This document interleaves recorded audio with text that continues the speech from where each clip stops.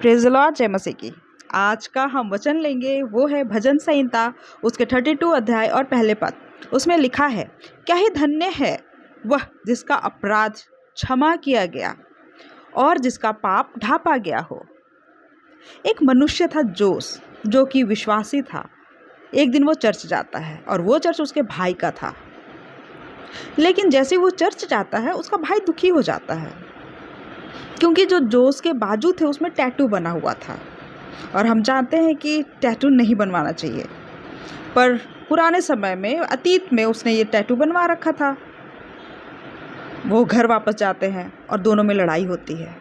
उसका भाई का कहना था कि वो फुल बाजू वाला शर्ट पहनकर आना था चर्च में। उनकी लड़ाई, एक पास्टर जी को पता चलती है कि उन दोनों में लड़ाई हो गई है। अब पास्टर जी के सामने दोनों बात रखते हैं, अपने अपने पक्ष रखते हैं, तो पास्टर जी मुस्कुराते हैं।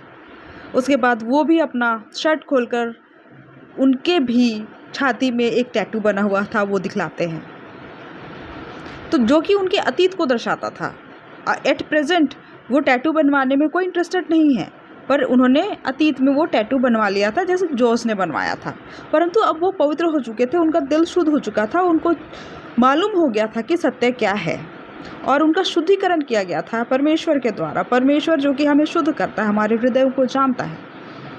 इसीलिए बाइबल में भी लिखा हुआ है, क्या ही धन्य है वह जिसका अपराध क्षमा किया गया और जिसका पाप ढांपा गया हो।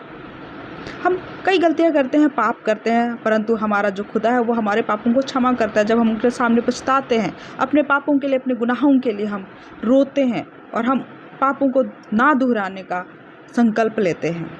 तो मेरे प्रियो, आप भी अपने अतीत के किसी पाप के कारण ईश्वर के सामने आए हो, पश्चाताप किया हो, तो आपका भी शुद्धिकरण हो चुका है, क्योंकि ईश्वर हमारे हृदय को जानते हैं, शुद्ध करते हैं, पवित्र करते हैं और फिर से हमें अपना लेते हैं।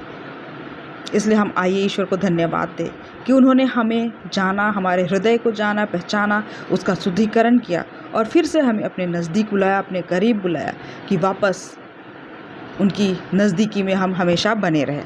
धन्यवाद।